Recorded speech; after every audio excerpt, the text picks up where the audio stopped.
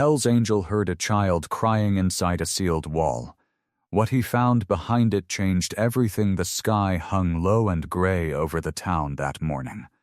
The kind of sky that couldn't decide if it wanted to rain or just sit there and sulk. Mike Torres rode through it anyway, his old Harley cutting through the cold air like it had somewhere important to be. Frost still clung to the grass along the roadside, and his breath came out in small white clouds every time he exhaled inside his helmet. He liked mornings like this. Quiet, nobody around to bother him. Just the rumble of the engine under him and the empty road stretching out ahead. The turn onto Maple Street came up fast, and Mike leaned the bike into it smooth as anything. 45 years of riding, making the movement feel like breathing. The houses here were older, most of them fixed up nice with new paint and trimmed hedges. But the Whitfield place at the end of the street stood out like a busted tooth in an otherwise straight smile. Mike pulled up next to his pickup, which he'd driven over the night before and loaded with everything he'd need. Sledgehammers, pry bars, a chainsaw for the porch beams that were rotted clean through. He cut the engine and sat there a second, just looking at the house. Before you continue listening, please let me know where in the world are you watching from today. Now back to the story. It used to be something. Probably. You could still see it if you squinted. 3 stories of Victorian gingerbread trim, a wraparound porch, tall windows that once let in plenty of light. Now the porch sagged like an old man's shoulders, and the windows were boarded up with plywood gone gray and warped from years of weather. The yard hadn't been mowed in what looked like forever. Weeds and dead grass grown up past his knees in some places, choking out a stone path that used to lead to the front door. Mike swung his leg off the bike and pulled off his helmet, running a hand through his gray streaked hair. The house seemed to sag under the weight of being forgotten. Nobody had lived here in months, not since the old woman who owned it passed. Eleanor Whitfield. Mike didn't know much about her, just that she died alone and left no family behind to claim the place, which was why it ended up condemned and sold off to the county for teardown. Easy money, Preacher had told him when he passed along the job. Company wants it flattened by next week, timber's already scheduled for pickup. You go in, you assess the structure, you knock it down, you get paid. Simple as that. And Mike needed the money. Winter was coming hard this year, and his own place needed a new roof before the first snow hit, plus the water heater had been making noises he didn't like. A week's work here would cover both, easy, with enough left over to fix the exhaust on his truck, too. He wasn't in this for sentiment. Just work. Get in, get it done, get paid. He walked toward the house, boots crunching over dead leaves and gravel, and pulled a folded paper from his jacket pocket.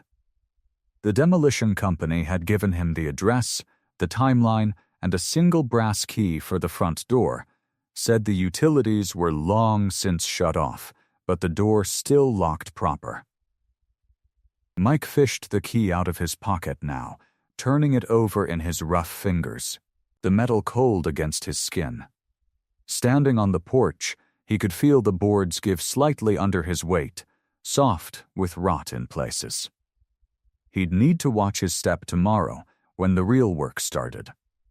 For today, though, he just needed to get a look at the bones of the place, check the foundation, see what kind of shape the basement was in before he started tearing through walls. He slid the key into the lock. It stuck for a second, and he had to jiggle it before the tumblers finally gave way with a heavy click. The door creaked open, swinging inward on hinges that hadn't been oiled in years. Dust hung in the air of the foyer, catching what little gray light came through the cracks in the boarded windows. Old furniture sat draped in white sheets like ghosts waiting patiently in the dark. A grandfather clock silent in the corner, its hands frozen at some hour that no longer mattered. Mike stepped inside, and immediately something settled over him. Heavy and cold, more than just the chill of an empty house in late autumn. He shook it off, telling himself it was nothing, and headed toward the hallway that led to the basement stairs. The next morning came in gray again, same as the day before, like the sky had gotten stuck on one setting. Mike loaded his gear into the truck bed before the sun was even all the way up. Sledgehammer, pry bar. Work gloves worn soft from years of use, a can of orange spray paint for marking walls. He drove the short way to Maple Street with a thermos of black coffee wedged between his knees, steam fogging up the inside of the windshield. The house looked the same in daylight as it had the evening before. Tired, forgotten, Mike parked, grabbed his tools, and let himself in with the brass key, which turned easier this time now that he'd worked the lock a little. He made his way through the dusty foyer, past the sheeted furniture, down the narrow hallway toward the basement door. It stuck when he pushed on it, swollen with old moisture, and he had to put his shoulder into it before it gave way with a groan. The stairs down were wooden, steep, and creaked under his boots like they were complaining about being used again after so long. The basement smelled like every old basement Mike had ever worked in. Damp stone.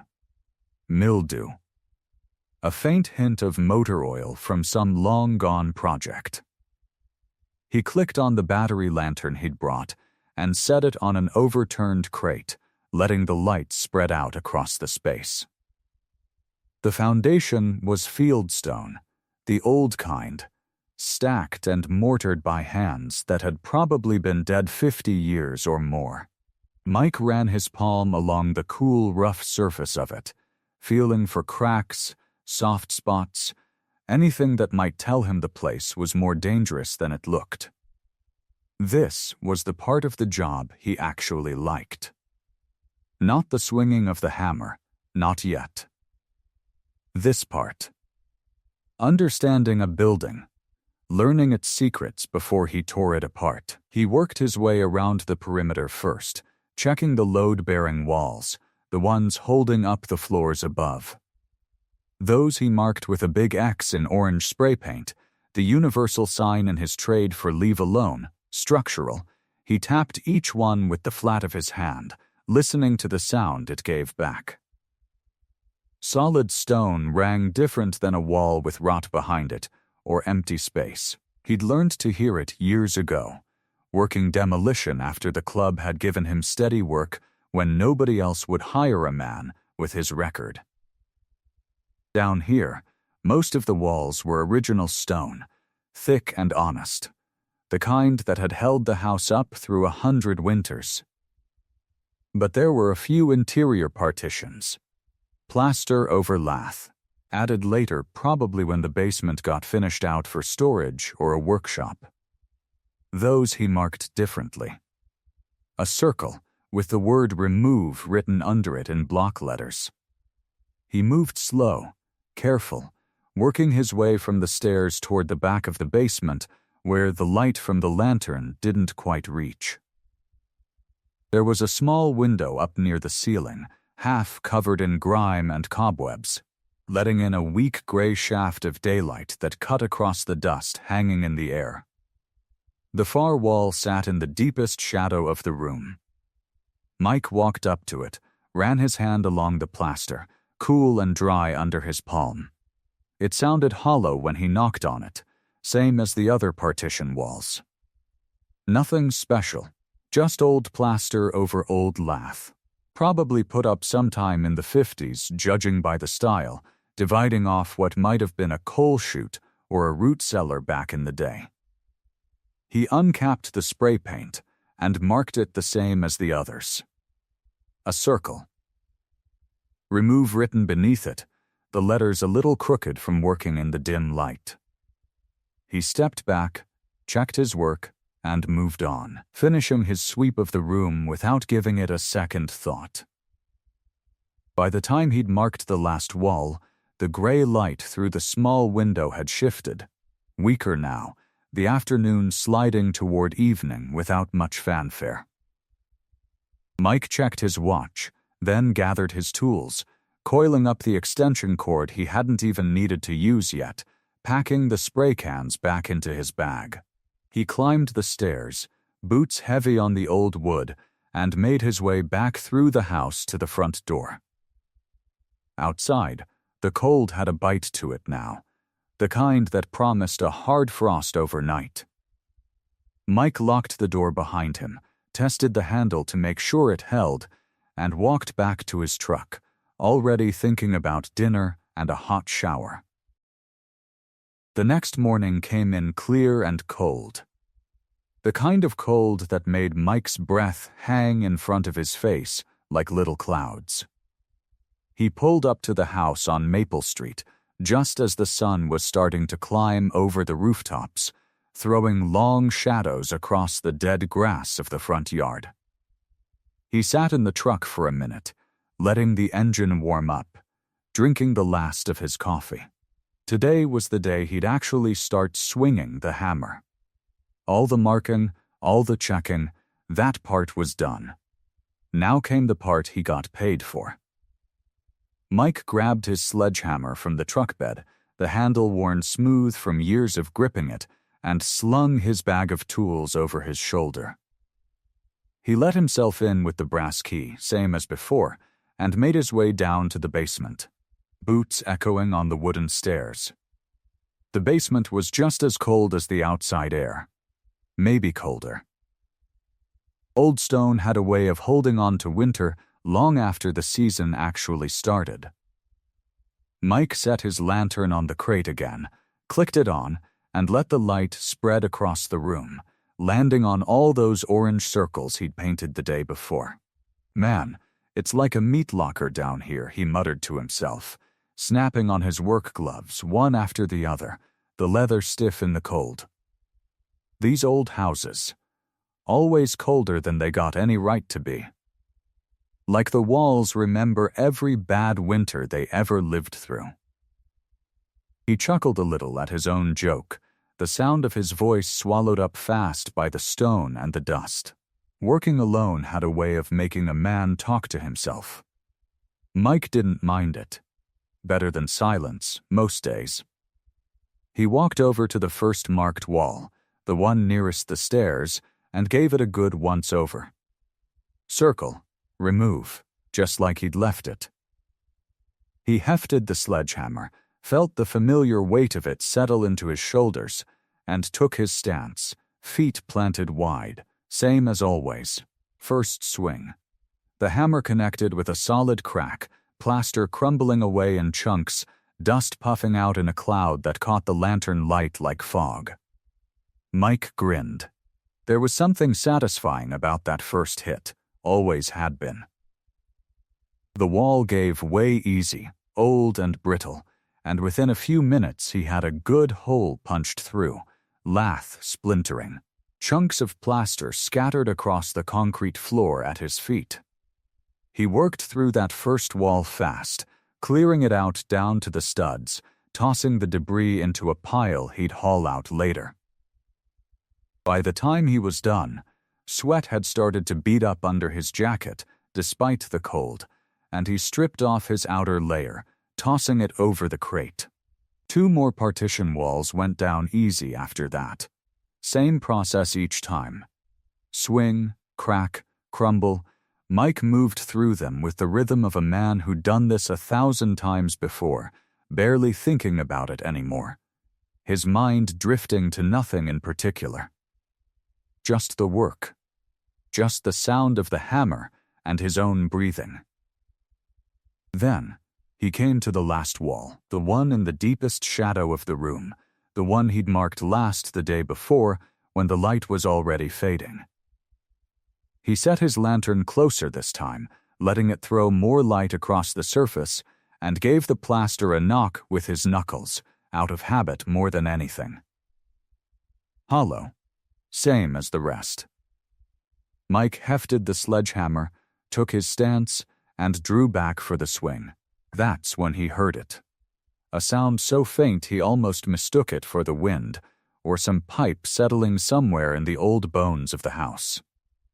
He froze, hammer still raised over his shoulder, muscles locked mid-motion.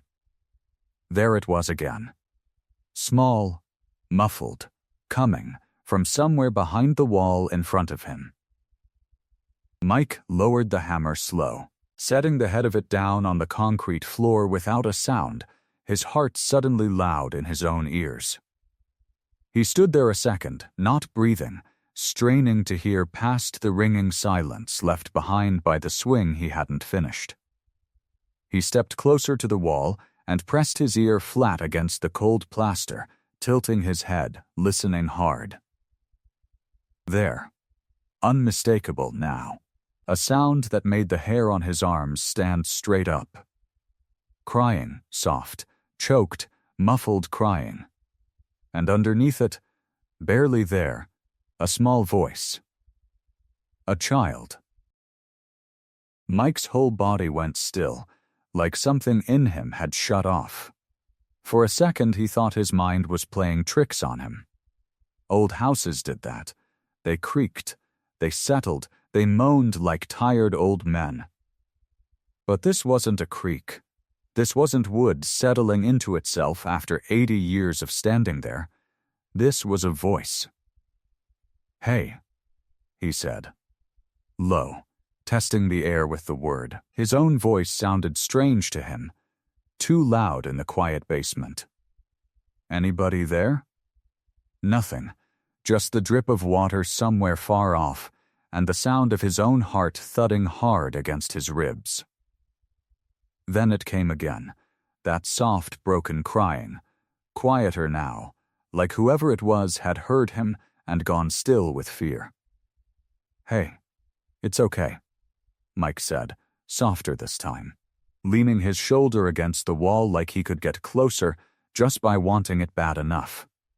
"I ain't gonna hurt you. You hear me? I heard you crying. I'm not leaving." The crying stuttered. Caught, for one terrible second, Mike thought it had stopped altogether, that maybe he'd imagined the whole thing after all, some trick of tired ears and too much coffee. But then it came back, a small hitching sob, and underneath it, so quiet he almost missed it, a whisper. "Please don't tell." That was all Mike needed to hear. He dropped the sledgehammer flat onto the concrete, no time for careful swings now, and threw himself at the wall with his bare hands. His fingers found a crack near one of his earlier hammer strikes, and he dug in, ripping at the old plaster. Chunks breaking away in his grip. Dust filled the air, thick and choking, but he didn't stop, didn't even slow down. He tore through decades of dried plaster like it was wet paper, his knuckles scraping against splintered lath, the wood biting into his skin. "I'm coming," he said, over and over, not sure if he was saying it for the kid or for himself. "I'm coming. Just hang on. Okay? Hang on." Blood started running warm across his hands, dark red mixing with the pale dust. But Mike didn't care. He couldn't feel the sting of it, not really, not with his heart hammering the way it was, and that small voice still crying somewhere behind the wall. He grabbed a chunk of lath and wrenched it free, the old wood splitting with a crack that sounded like a gunshot in the quiet basement. Another piece came away. Then another. The hole grew, ragged and wide, plaster dust settling over his boots like snow. Mike could see darkness behind it now, a gap where the wall should have been solid, should have been nothing but brick and stone the whole way through. His hands worked faster, fueled by something he couldn't name, something instinctual and fierce, older than thought. Almost there, he said, breathing hard now, sweat cutting tracks through the dust on his face. Almost there, I promise. He tore away one last piece of lath, big enough now, and the hole opened up into a space he never could have imagined standing there in that basement.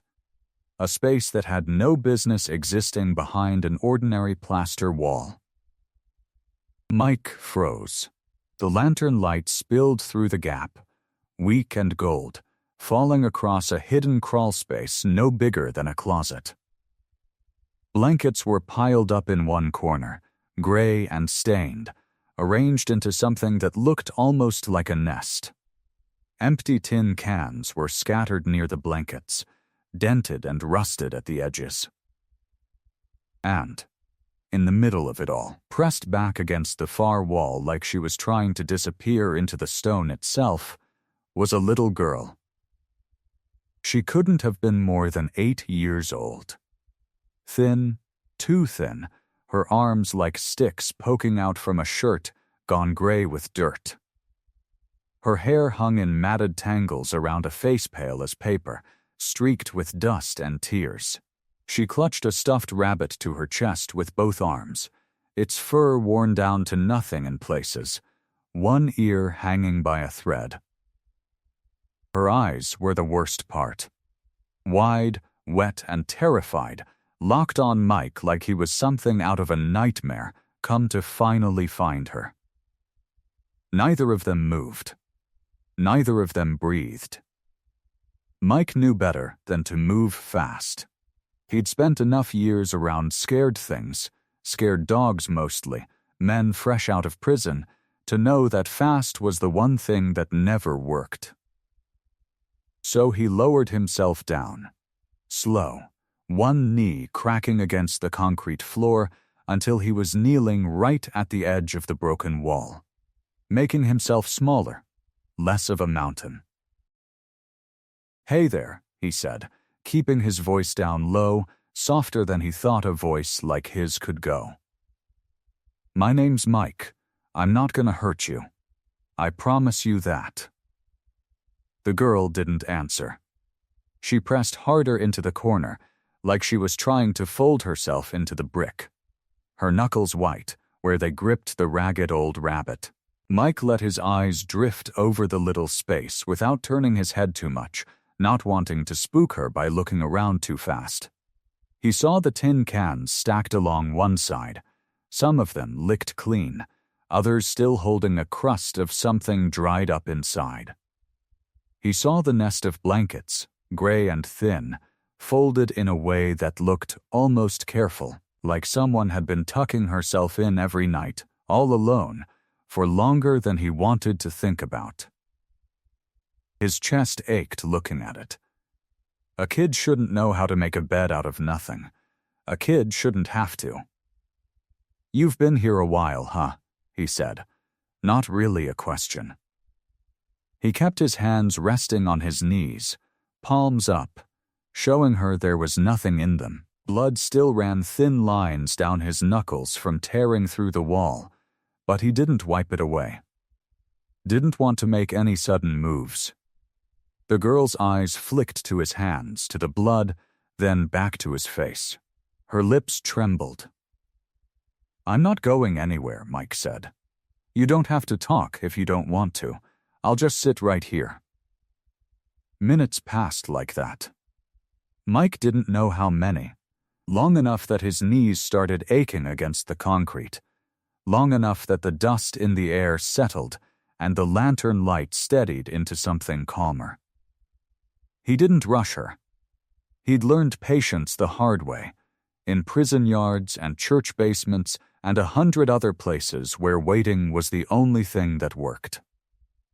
Finally, so quiet he almost missed it, the girl spoke. "Suddy," Mike kept his face gentle, didn't let the relief show too big, though it near about knocked the wind out of him.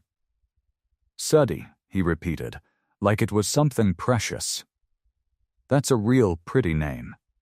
She swallowed hard, her chin trembling. "Are you going to call the bad people?" "What bad people, sweetheart?" "The ones that take you away," she whispered, her voice cracking on the last word.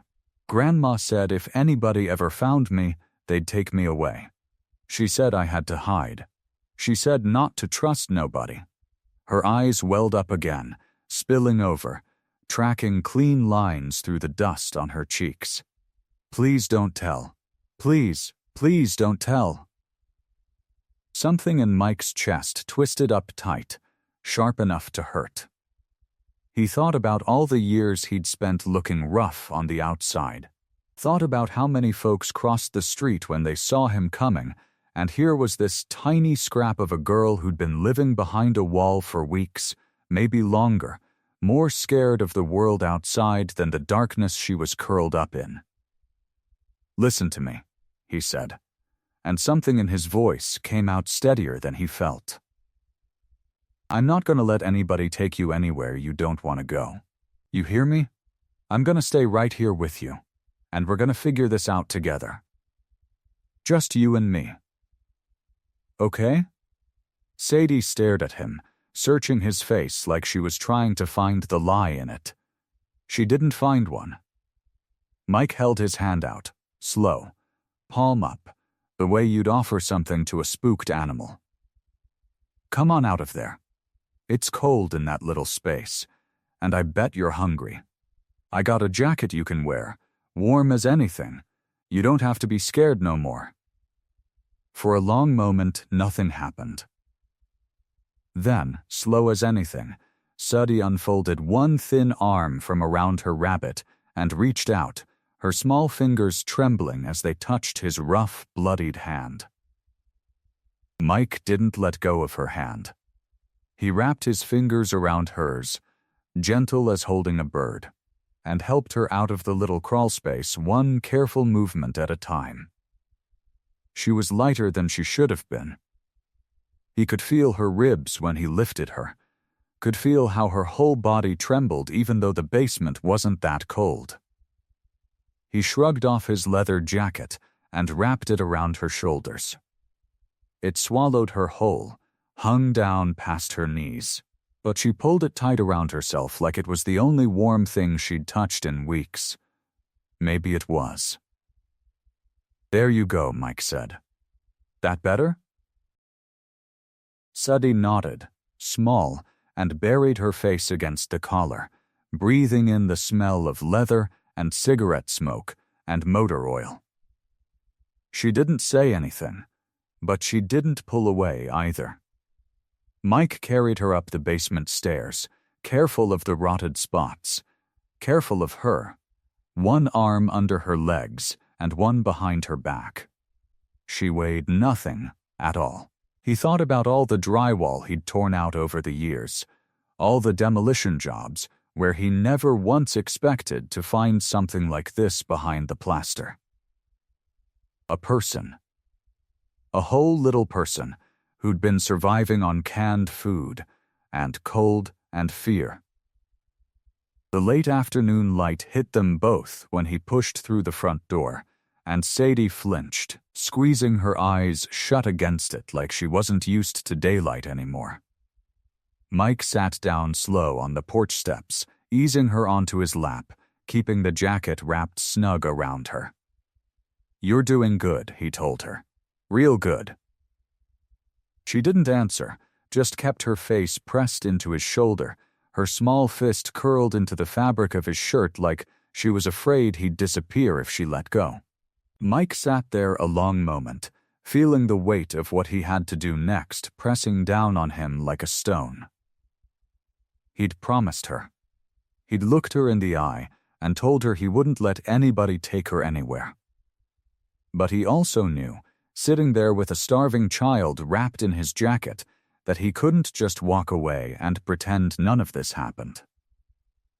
She needed a doctor. She needed food, real food, and a warm bed, and people who knew how to take care of a kid who'd been through something this bad.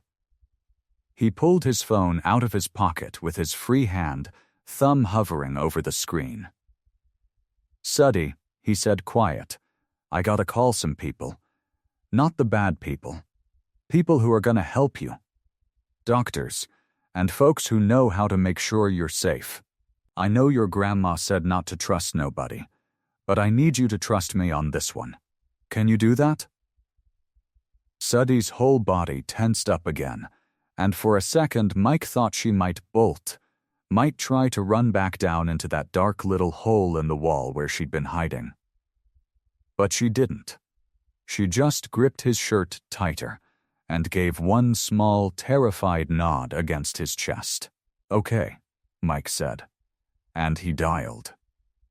By the time the police arrived, the sun had dropped low behind the trees, painting the whole sky in orange and purple. Suddy sat curled against Mike the entire time, refusing to let anyone else get close, and the officers, to their credit, kept their distance and let her be. They didn't force anything. At the police station that night, under the buzzing fluorescent lights, Sadie held on to Mike's hand like it was the only solid thing left in her world. When one of the officers, a young woman with kind eyes, tried to gently guide her toward a separate room for questioning, Sadie's calm cracked wide open. She screamed, a raw, panicked sound that didn't seem like it should come from someone so small, and clung to Mike's arm with both hands, her whole body shaking. "No. No, don't take me away. Please, please don't take me away." The room went still. The officer froze, unsure what to do, and Mike felt his own heart hammering against his ribs, helpless in a way he wasn't used to feeling. It was the social worker, a woman named Diane Reyes, who'd arrived not long before, who stepped in. She crouched down to Sadie's eye level, spoke low and calm, and after a moment, looked up at Mike. "She trusts you," Diane said. "Right now, that matters more than protocol. You can stay with her tonight." They set him up in a small waiting room down the hall. 2 plastic chairs and a flickering light overhead. Suddy curled up against his side, still wearing his jacket, still gripping his hand even as her eyes grew heavy. Mike stayed awake in that hard plastic chair, watching her chest rise and fall, watching the fear finally drain out of her small face as exhaustion pulled her under. She fell asleep sometime past midnight, her hand still wrapped around his, and Mike didn't move an inch. Didn't dare disturb the fragile quiet that had finally settled over her. Morning came gray and quiet through the station's dusty windows. Mike hadn't slept. Not really. He dozed in the plastic chair with his neck bent wrong, waking every few minutes, just to check that Suddy was still there, still breathing, still safe beside him. Around 7, an officer brought coffee that tasted like burnt rubber, and Mike drank it anyway, because his hands needed something to hold besides worry. Diane Reyes found him a little after 8. She looked tired too, dark circles under her eyes, a folder tucked under one arm like she'd been up half the night reading through it. "She's still asleep," Diane said, nodding toward the small room where Sadie lay curled on a cot. One of the officer's jackets draped over her now, Mike's own jacket still wrapped around her like a second skin. "I've got someone watching her. Can we talk? There's a lot you need to know." Mike followed her down the hall to a cramped office that smelled like old coffee and printer ink. Diane sat behind a metal desk cluttered with papers, and Mike lowered himself into the chair across from her, his big frame making the plastic seat creak. "So," Diane said, folding her hands on top of the folder, "we spent most of the night trying to figure out who this little girl is. No missing persons report matches her, no Amber Alert, nothing in any database. We ran her through every system we've got, and for a while, we had nothing." "But you found something," Mike said. It wasn't a question. Diane nodded slowly. The house belonged to a woman named Eleanor Whitfield. She died 4 months ago. Heart attack. Alone in that house. Neighbors found her a few days later when they noticed her mail piling up. She had no known relatives on record, no children listed, no next of kin. That's why the house sat empty, why it got scheduled for demolition. Nobody was around to claim it or fight for it. Mike felt something cold settle in his stomach, so the kid was just in there the whole time, with nobody knowing. That's not exactly it. Diane opened the folder, pulled out a single sheet, though she didn't hand it over, just held it like she needed something to look at that wasn't his face. We talked to a few of the old neighbors this morning. One of them, an older man 2 houses down, remembered seeing a little girl around the property sometimes. Said he figured she was a relative visiting. Nobody thought much of it, because Eleanor kept to herself. You're saying Eleanor was hiding her, Mike said slowly, piecing it together even as the words left his mouth. We think so, based on what Suddy mumbled to one of the officers last night, and some things we found in the house, birth certificate paperwork, some letters. We believe Eleanor was Suddy's grandmother. Suddy's parents abandoned her, and Eleanor took her in, off the books. No school enrollment, no doctor visits under her name, nothing that would show up in any system. She was protecting her from something, or someone. Mike sat back, the chair groaning under him. And when Eleanor died. Suddy was alone, Diane said, and her voice went softer now, careful, like she was handling something fragile just by saying it out loud. We think Eleanor trained her, taught her what to do if strangers came around, if anyone official showed up, told her to hide. That's what she did. When Eleanor didn't wake up one morning, Suddy didn't know what else to do except what she'd been taught. She sealed herself into that crawl space, and she stayed there. Weeks, Mike. She survived on canned food from a pantry stash for weeks, terrified that if anyone found her, she'd be taken away forever. Mike stared at the desk, at nothing. His jaw tight, his big hands curled into fists on his knees. He thought about the sound he'd heard through that wall, that muffled crying he'd almost convinced himself was just his imagination. He thought about how close he'd come to swinging that sledgehammer without ever checking first. She's got nobody, he said finally. No family, no home, nothing, not right now. No, Diane admitted. She'll go into emergency care today. We'll figure out placement, start the process of finding her somewhere stable. Mike looked up at her, and something in his face must have told her what was coming before he even said it. I want to stay involved, he said. Whatever happens next, whatever you all decide to do with her. I'm not walking away from this. The county emergency placement was a squat brick building on the edge of town, the kind of place that tried to look cheerful with its yellow paint and cartoon animals stenciled on the windows, but couldn't quite hide what it really was. Mike sat in the parking lot for a long moment before he turned off his bike, the small paper bag tucked inside his jacket, pressed against his chest like something precious. His hands weren't steady. 45 years old, built like a linebacker, covered in ink and scars from a life that hadn't always been kind to him or to anyone around him, and here he was, nervous as a kid on his first day of school.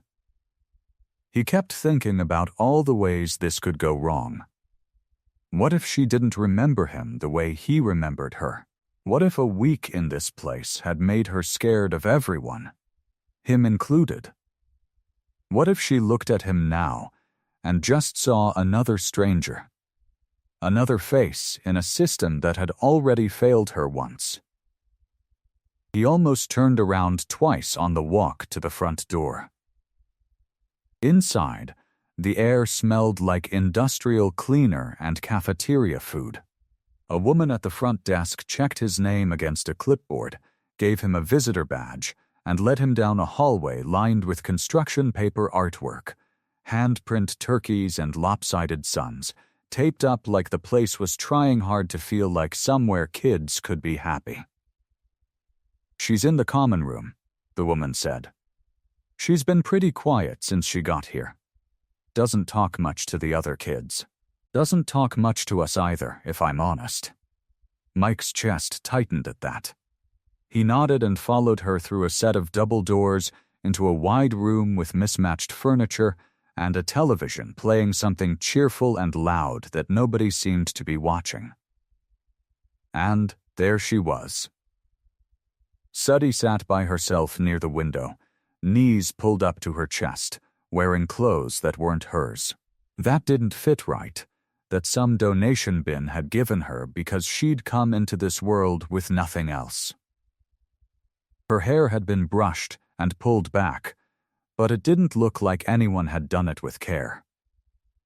Her old rabbit was nowhere in sight, and Mike wondered if she'd lost it, or if someone here had taken it away without understanding what it meant. She looked small, smaller than he remembered, even though it had only been a week. Mike walked toward her slowly, the way he might approach a spooked animal, careful not to make any sudden moves. He crouched down a few feet away, not too close, giving her room. "Hey, kiddo," he said quietly. Sudie's head turned.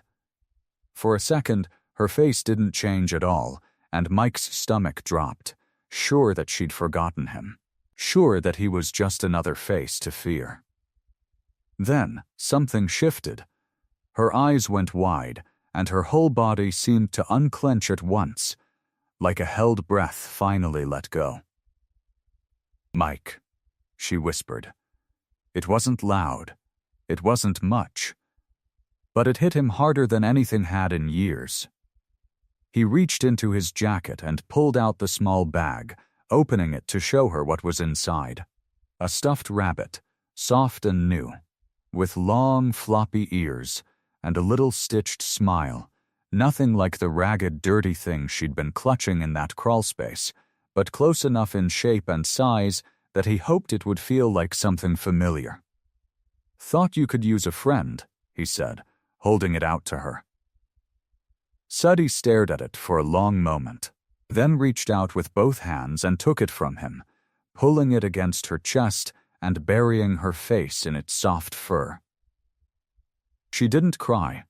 She didn't smile. Not really. But she held on to that rabbit like it was the only solid thing in the whole world, and she leaned, just slightly, toward Mike, close enough that her shoulder almost touched his knee. She didn't say much else. When the foster mother came by to check on her, Sudie went quiet and still, answering only in nods and shrugs. When a staff member asked if she wanted a snack, she just stared at the floor. But with Mike, she stayed close, her small fingers curled into the sleeve of his jacket like she was afraid he might disappear if she let go. Mike stayed as long as they'd let him, talking softly, asking her questions she barely answered, content just to sit beside her. On the ride home, the engine rumbling steady beneath him, Mike made himself a promise. He didn't care how many hoops he had to jump through, how many forms he had to fill out, how many people looked at him sideways because of his leather and his tattoos and his record. He was coming back. Every single week. For as long as it took. The clubhouse smelled like it always did. Motor oil, cigarette smoke, and cheap coffee that had been sitting on the burner too long. Mike pushed through the door, and the noise hit him like a wall. Someone's playlist rattling out of a busted speaker. A game on the TV nobody was watching. The low rumble of a dozen conversations happening at once. Preacher spotted him first. He was sitting at the long table near the back, a cup of that terrible coffee in his hand, reading glasses pushed up on his bald head, even though he wasn't reading anything. "Well, look who it is," Preacher said, loud enough to turn heads. "Big Mike Torres. You look like a man who just came from a tea party." A few of the brothers laughed. Diesel, sitting across from Preacher, all 6.5 feet and 280 pounds of him, grinned wide enough to show the gap in his front teeth. "He's got that look," Diesel said. "That soft look. Like somebody kicked a puppy in front of him." "Shut up," Mike said, but there wasn't any heat in it. He pulled a chair out and dropped into it, tired in a way that had nothing to do with his body. "So where you been?" Preacher asked, setting his coffee down. "You missed the run this afternoon." Mike rubbed a hand over his face. He hadn't planned on telling anybody yet, wasn't sure how to say it without sounding like a crazy person. But these were his brothers. 20 years with Preacher, going all the way back to when Mike was young and stupid and had nothing but a bad attitude and a motorcycle he couldn't afford. Diesel had patched him up more times than either of them could count, stitched cuts closed at 2 in the morning rather than risk a hospital asking questions. If there was anybody he could tell, it was these two. So he told them. The demolition job, the crying in the wall, tearing through plaster with his bare hands until his knuckles bled. The little girl curled up in the dark, clutching a ragged stuffed rabbit like it was the only thing keeping her alive. The room had gone quiet around him without him noticing. A few of the other brothers had drifted closer, listening. Her grandmother died, Mike said. Nobody knew the kid existed. She'd been living behind that wall for weeks, rationing food, hiding every time she heard a noise because her grandmother taught her that hiding meant staying safe. Diesel wasn't smiling anymore. Weeks? By herself? Mike nodded. "Where is she now?" Preacher asked, and his voice had lost all its teasing edge. "Emergency placement. I went to see her tonight." Mike looked down at his hands, at the scars still healing across his knuckles. "She's got nobody. Preach. Dad's got a record for hurting people. No other family that anybody knows about. She's just sitting in that building with strangers, holding on to a stuffed rabbit I bought her, because her old one's probably still shoved in that wall somewhere." Nobody said anything for a moment. Somebody turned the music down without being asked. "That why you got that look?" Diesel said finally, quieter now, like somebody hit you with something you didn't see coming. "Something like that," Mike admitted. Preacher studied him for a long moment, the kind of look that came from 20 years of knowing exactly when Mike was holding something back. "You're not just visiting her, are you?" It wasn't a question, not really. Mike didn't answer right away. He thought about Sadie's shoulder leaning against his knee, the way her fingers had curled into his jacket sleeve like she was afraid to let go. He thought about the emptiness in her eyes when he'd first walked in, and the way it had cracked open the second she saw him. "I don't know what I'm doing yet," Mike said, "but I can't just walk away from her." "Not now." Diesel reached over and clapped a heavy hand on his shoulder. "Whatever you need. You know that. I got a buddy who owes me a favor at the county office," Preacher said, already thinking out loud. "Might be able to find out what the process looks like. Foster stuff, guardianship, whatever fits." A couple of the other brothers murmured agreement, offers coming quiet and steady, no jokes left in their voices now. Mike rode home that night with the wind cutting cold against his face, his mind turning over words he hadn't let himself think all the way through until now. Guardian. Not just a visitor. Not just a friend who showed up once a week with a stuffed animal. The thought scared him more than any road he'd ever ridden. The Whitfield house looked different in daylight. Smaller, somehow, the last time Mike had been inside, he'd been tearing through a wall with his bare hands, chasing a sound he couldn't explain. Now he stood in the front hallway with a stack of empty boxes under one arm, and the place was just a house, quiet, dusty, waiting the demolition crew had pulled out the week before, once word came down that Eleanor's estate was under review. Nobody was tearing anything down until the lawyers figured out who owned what and what happened to it. So instead of a wrecking ball, Mike had a broom and a stack of flat boxes and a job that felt a whole lot more like penance than work. The estate lawyer, a tired-looking man named Pruitt, had asked him to help clear out personal items. Anything that looks important, set aside, Pruitt had said. Photographs, documents, that kind of thing. The rest can go to donation or the dump. He hadn't asked why Mike was the one doing it. Maybe he already knew.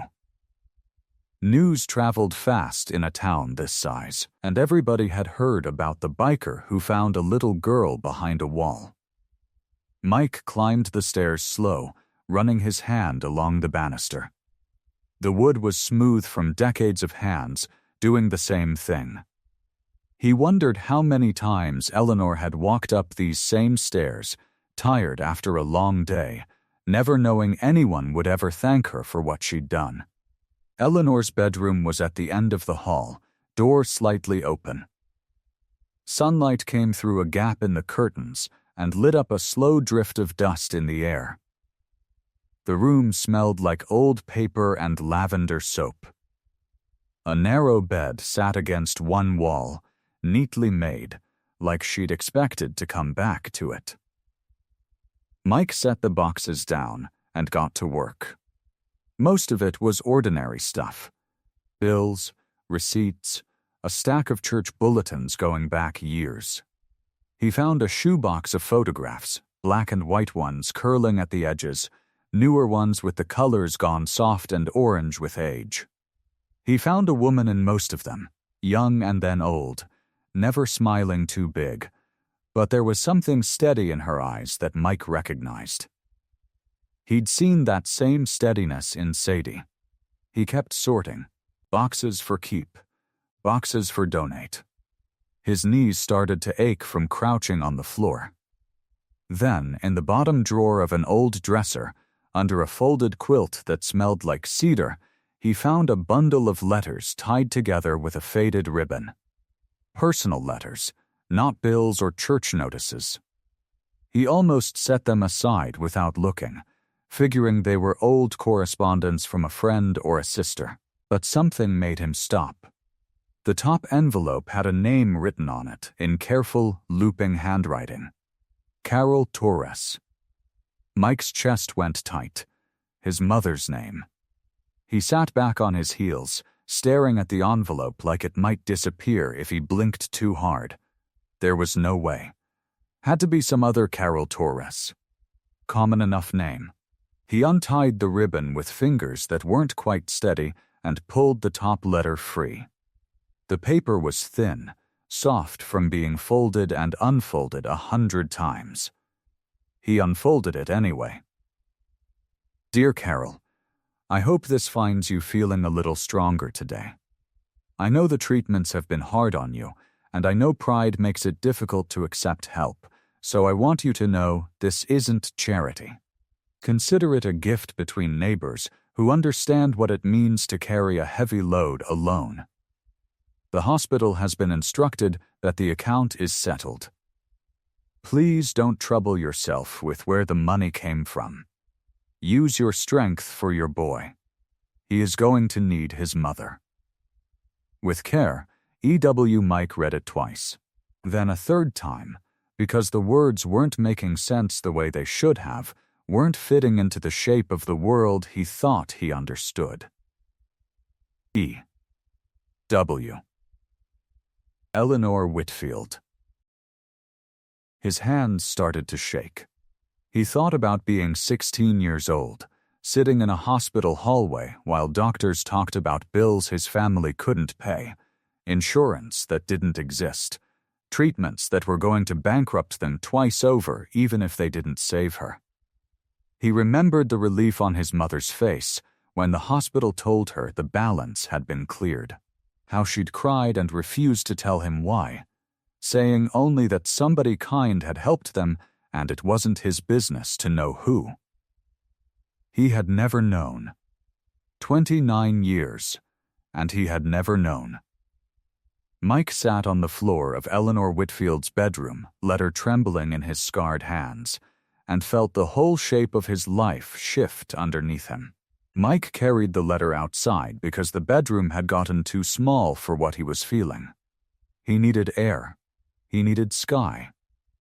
The porch steps were gray and soft with age, and they creaked when he lowered himself down onto them, but they held. He sat there with the letter resting on his knee, and he looked out at the overgrown yard, the tilted fence, the maple tree dropping its last orange leaves onto the grass.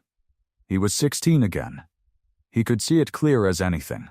The hospital hallway with the buzzing fluorescent lights, the vinyl chairs that squeaked every time somebody shifted their weight. His mother in the bed down the hall, thin as a coat hanger, her hair coming out in the brush by the fistful. He remembered the doctor pulling him and his father aside, talking low, using words like treatment plan and insurance gap and payment options, and his father's face going gray. Because there weren't any options. There was no money. There was barely food some weeks. Mike had been angry back then. Angry at everything. At the world. At a God he wasn't sure he believed in for putting his mother through something so cruel. He'd started running with a rough crowd not long after, looking for somewhere to put that anger, and it had led him, eventually, to the club.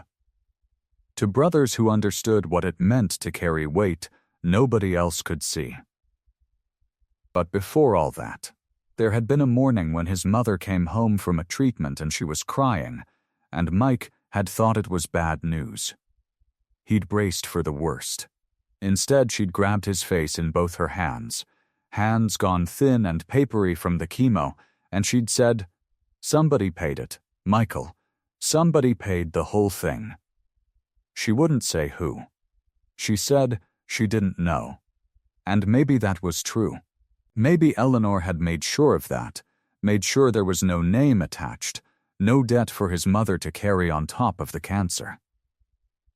Mike looked down at the letter again. He is going to need his mother. She'd been talking about him. A stranger, a woman he never met, had been sitting somewhere in this very house, writing his name into a letter, worrying over a boy she'd probably never even seen. His mother had lived 4 more years after that. 4 years Mike got to have her. 4 years of birthdays and holidays and her voice, all because a woman who died alone in a room upstairs had decided a stranger's pain mattered enough to fix. And now that same woman's granddaughter was sitting in a foster placement across town, scared and alone, because the world had failed her too. Mike sat with that a long time. The sun moved across the yard. A dog barked somewhere down the road. He didn't cry, exactly, but his eyes burned and his throat felt tight, and he let himself sit inside all of it instead of pushing it down the way he usually did. He thought about walking away. It would be easier. He had no legal claim to Sadie, no blood tie.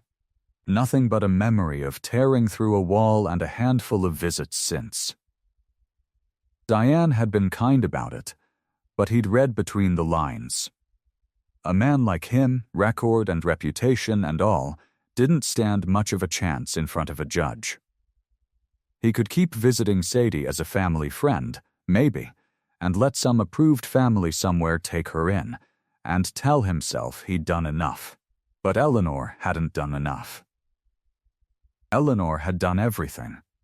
She'd paid a stranger's hospital bill and never said a word, never asked for thanks, never even wanted her name known. She'd raised a girl in secret because the world wasn't safe for her, and she'd done it quietly, without complaint, until her heart gave out and left that girl alone in the dark. Mike folded the letter carefully along its old creases and put it in his jacket pocket, over his heart. He wasn't going to be the man who almost helped. He wasn't going to be the man who visited on weekends and told himself that was enough. Eleanor had given his family everything when they had nothing left, and she'd never even wanted the credit for it. The least he could do, the very least, was finish what she started. The next morning, before he'd even had his coffee, Mike picked up the phone and dialed Diane Reyes. "It's Mike Torres," he said when she answered. "I want to talk about what it takes to become Sadie's guardian. Whatever it takes. I'm ready to start." The office was on the second floor of an old brick building downtown, above a shoe repair shop that smelled like leather polish even through the walls. Mike sat in the waiting room, with his hands folded between his knees, feeling too big for the little wooden chair, too rough for the soft gray carpet and the framed diplomas on the walls. He'd worn his best shirt, a plain button-down that Preacher had loaned him, but he'd kept his leather cut on. Some things he wasn't going to hide. "Mr. Torres?" A woman opened the door to the inner office.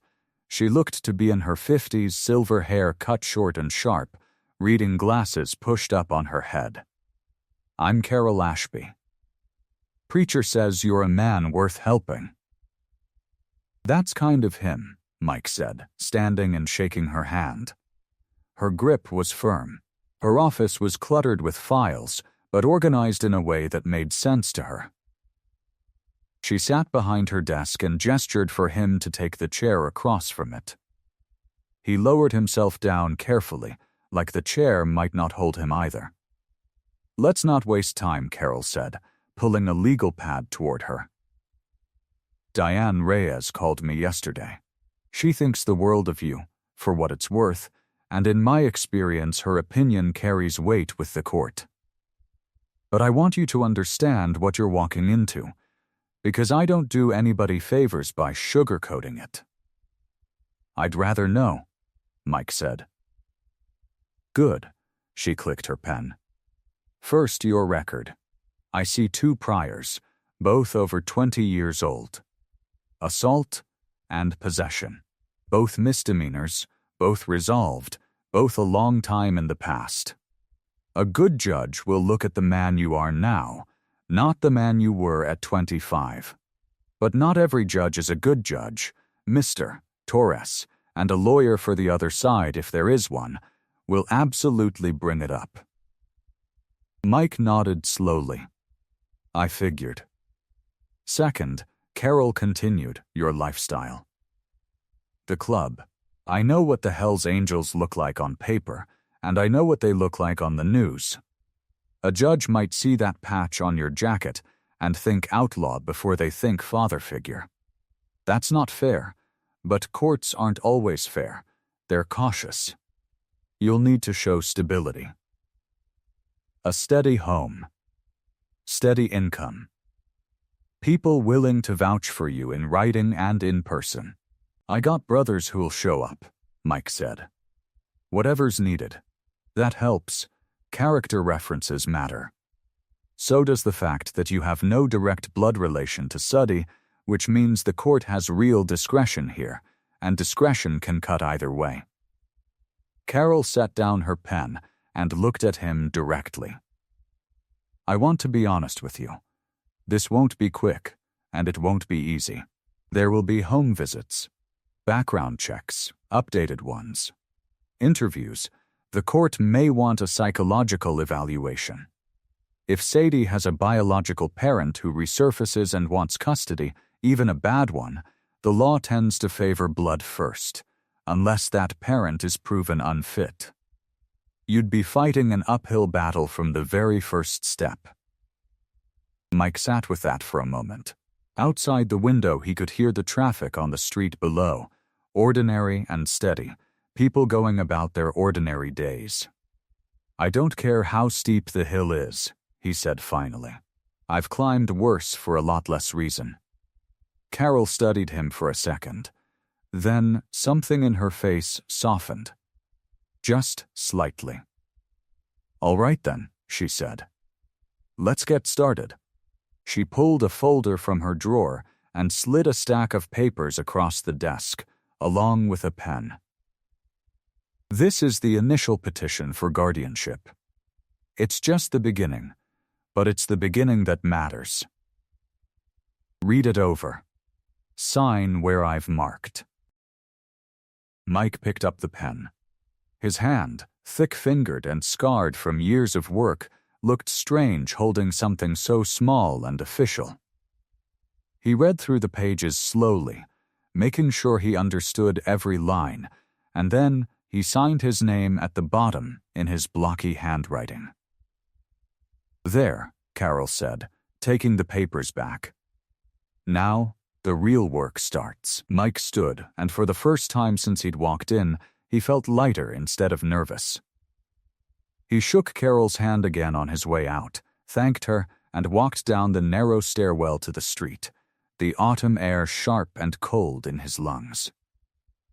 That evening, sitting at his kitchen table with a cup of coffee going cold beside him, he picked up his phone and dialed Diane's number. "It's Mike," he said when she answered. "I signed the paperwork today. I want to set up my first visit with Sadie under the new petition, as soon as you can arrange it." The park sat 3 blocks from Diane's office, a small square of green with a rusty swing set, and 2 picnic tables under a big oak tree that was starting to drop its leaves. Mike had picked it because it was quiet, because it had good sight lines, because a man who spent his life watching for trouble couldn't help but check an exit before he sat down anywhere.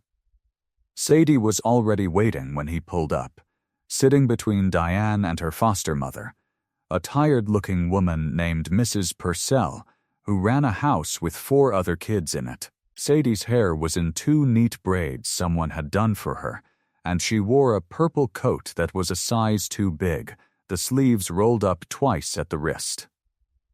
"Hey, kiddo," Mike said, lowering himself onto the bench across from her at the picnic table. Sadie didn't answer, but she slid over half an inch, which Mike had learned to read as a good sign. He'd brought ice cream, 2 cups of it, vanilla with rainbow sprinkles, because that was what she'd pointed at last time without saying a word. He set hers in front of her along with a little plastic spoon, and he didn't say anything else. He'd learned that much too. Sadie didn't like being talked at. She liked being left alone until she was ready. And then she liked knowing someone was still there when she was. So he ate his own ice cream slow, looking out at the empty swings creaking a little in the wind, and he let the silence sit there between them, comfortable as an old coat. Diane and Mrs. Purcell had wandered off toward a bench near the parking lot, close enough to watch, far enough to give Sadie room to breathe. Mike appreciated that. Diane understood things without him having to ask.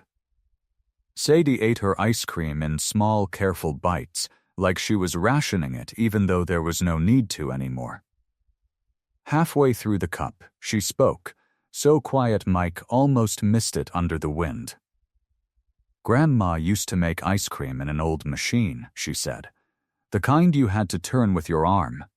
It took forever, and it always came out kind of lumpy, but she said that was how you knew it was real."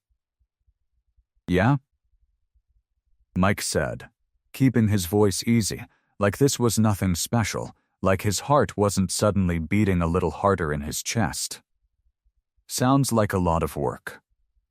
She said good things take work. Suddy poked at her ice cream with the spoon. She used to hum while she did it, some old song. I don't know what it was called. She hummed a lot when she cooked. What else did she used to do?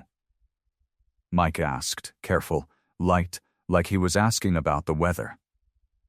Suddy was quiet for a minute, working through some memory in her head. She read to me every night. Even when I was too old for it, she still did the voices for the animals. She had this one voice for a fox, all sneaky and low. A small ghost of a smile crossed her face. It was silly. She was silly when it was just us. Mike smiled back at her, letting her have the moment. She was careful, though, Suddy added, and her voice changed, got smaller, more guarded. She always told me, if a stranger came to the door, or a car I didn't know pulled up outside, I had to hide right away. Not walk. Run. She had spots picked out in the house for it. Mike kept his face calm, kept eating his ice cream like this was an ordinary thing to hear from an 8-year-old. She was just looking out for you, he said gently. She said it was because of my dad.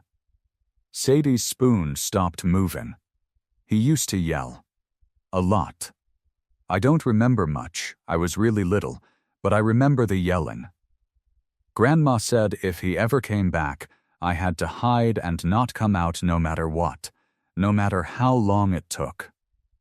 She looked down at her melting ice cream, quiet again, done sharing for now. Mike didn't push. He just nodded, slow and steady, and said, "You did good, hiding like she taught you." You did exactly right. Sadie gave the smallest nod back, and they sat there together while the wind moved through the oak tree above them. Later, after Sadie had gone home with Mrs. Purcell, Mike walked over to where Diane stood by her car and told her everything Sadie had said, word for word. His jaw tight the whole time. "I want that on record," he said. Every bit of it. Diane was already writing it down. The clubhouse smelled like motor oil and old coffee, same as it always had.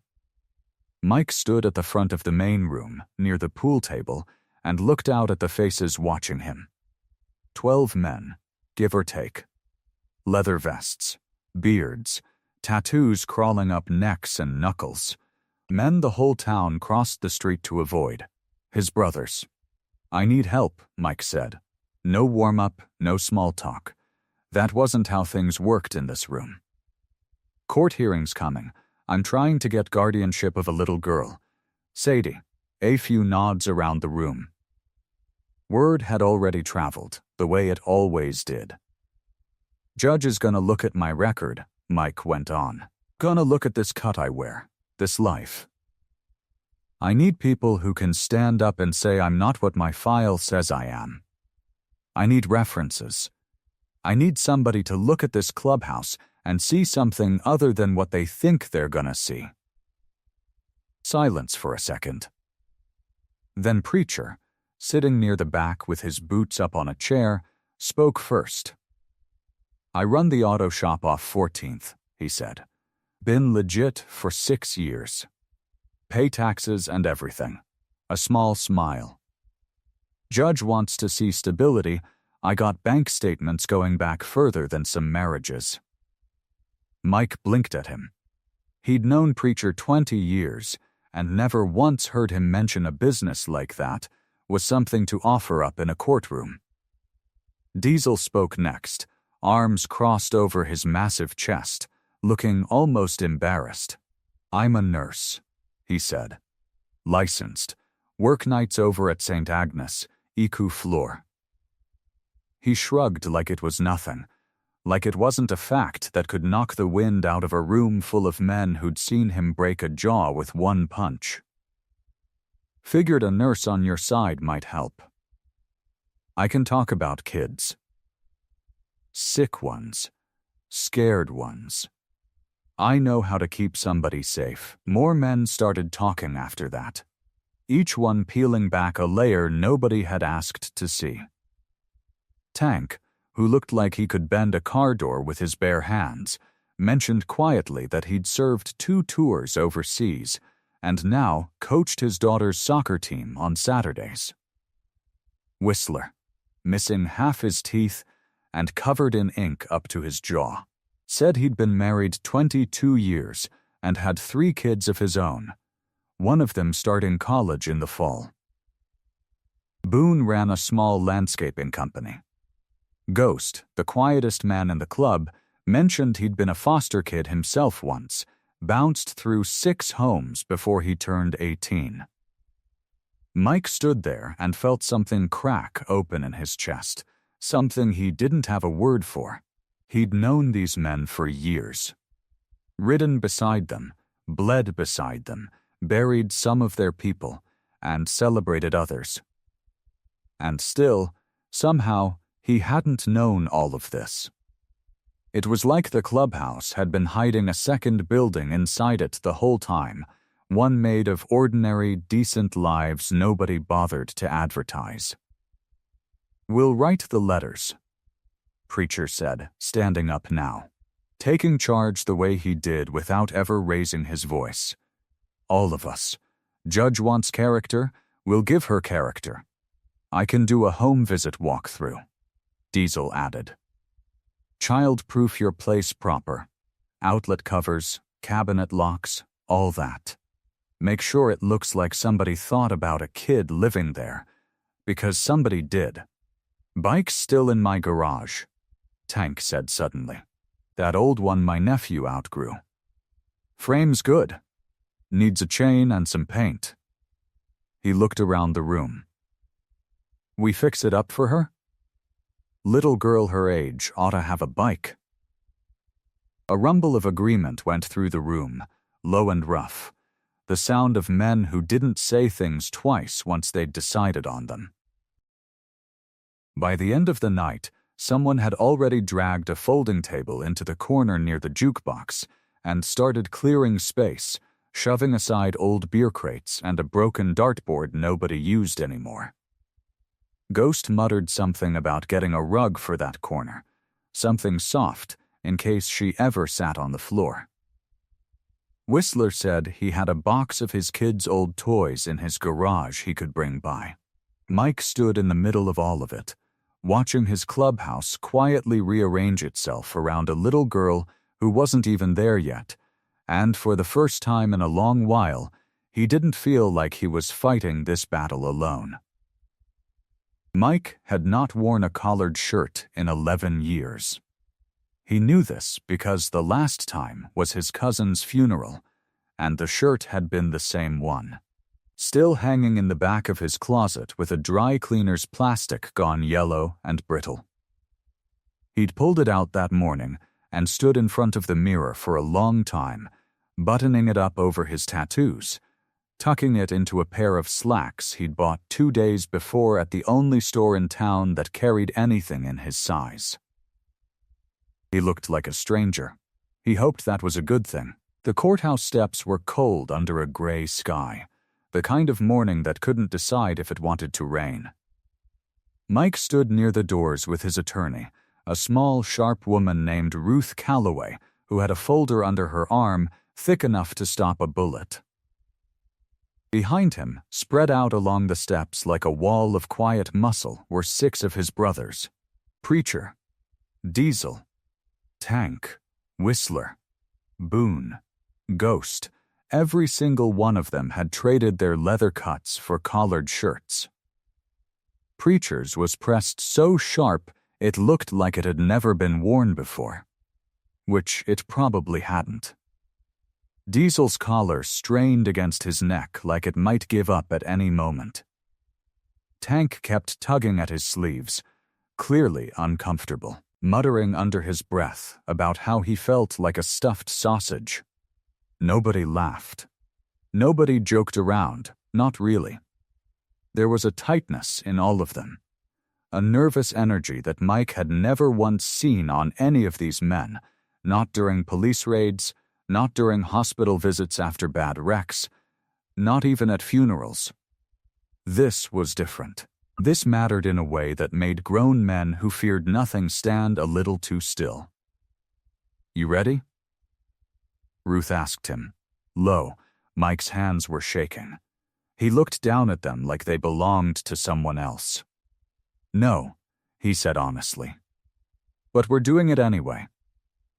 Inside, the courtroom was smaller than he expected, wood-paneled, quiet, smelling faintly of old paper and floor polish. Diane Reyes was already there, seated near the front with her own folder of notes, and she gave Mike a small nod when he walked in, the kind of nod that said, "I've got your back." Danny wasn't there, not for this hearing. This was about the emergency piece, the temporary piece, and Mike tried not to think too hard about what that meant for later. The judge was an older woman with silver hair pulled back tight and eyes that missed nothing. She read through the file for a long moment before looking up. Diane spoke first, calm and steady, laying out the facts of Sadie's case, the crawl space, the malnourishment, the foster placement that wasn't working, the visible change in Sadie whenever Mike walked into a room. "In my professional opinion," she said, "removing Sadie from the one stable, trusting relationship she has formed since this trauma would cause significant harm." Then came the brothers. One by one they stood, spoke their names, their jobs, their years of service and stability, their willingness to put their names on paper and stand behind Mike Torres without blinking. Preacher talked about the shop, the taxes, the trust of his customers. Diesel talked about his nursing license, his years on the ICU floor, the way he'd already checked Mike's house for safety. Tank talked about coaching soccer. Whistler talked about raising 3 kids of his own. The judge listened to every word, her pen moving steadily across her notes. Then, it was Mike's turn. He stood slowly, his throat tight, and he didn't try to sound smart or polished, because he wasn't, and pretending otherwise felt like a lie Sadie didn't deserve. He talked about the wall, about the crying, about tearing through plaster with his bare hands because something in him refused to walk away. He talked about her rabbit, her silence, the first time she smiled at him over a plate of pancakes. "I'm not a perfect man," he said, voice rough. "Got a record. Got a life most people don't understand. But I know what it feels like to need somebody to show up and not leave. I showed up for her. I'm not going anywhere." The courtroom was silent. The judge studied him for a long moment, then looked down at her papers, then back up. "Emergency guardianship is granted," she said, pending final ruling. Mike didn't remember standing. He didn't remember Ruth's hand on his shoulder or Preacher's low, rough exhale of relief behind him. He walked out of that courtroom into the gray daylight, pulled out his phone with shaking fingers, and called Diane before he'd even reached the bottom of the steps. "Bring her home," he said. "Please. Let's bring her home." Diane's car pulled into the gravel driveway just as the sun broke through the gray clouds for the first time all day. Mike stood on the porch of his house, hands shoved deep in his pockets, rocking back on his heels like a man waiting for test results. The car door opened. Sadie climbed out slowly, clutching her stuffed rabbit against her chest, her eyes taking in the small house, the motorcycle parked under a tarp in the yard, the wind chimes Preacher had hung by the door that morning without being asked. "Hey, kiddo," Mike said, his voice coming out softer than he meant it to. Sadie looked up at him. She didn't run to him the way kids did in movies.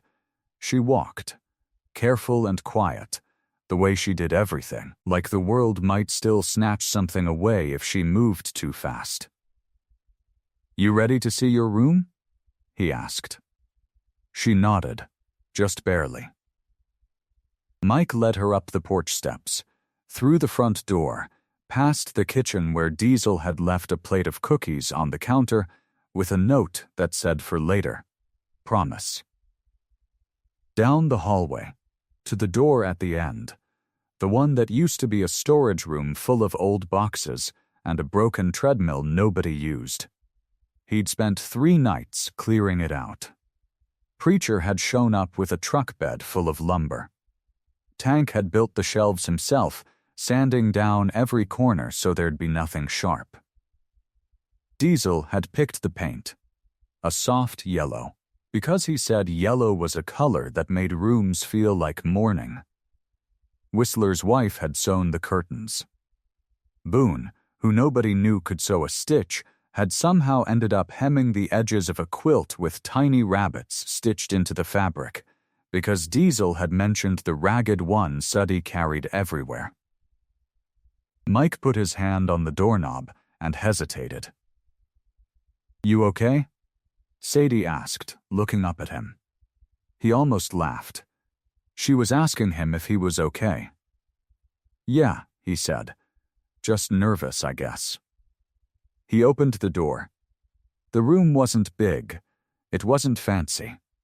But it was hers, every inch of it, built by rough hands that had never built anything so carefully in their lives.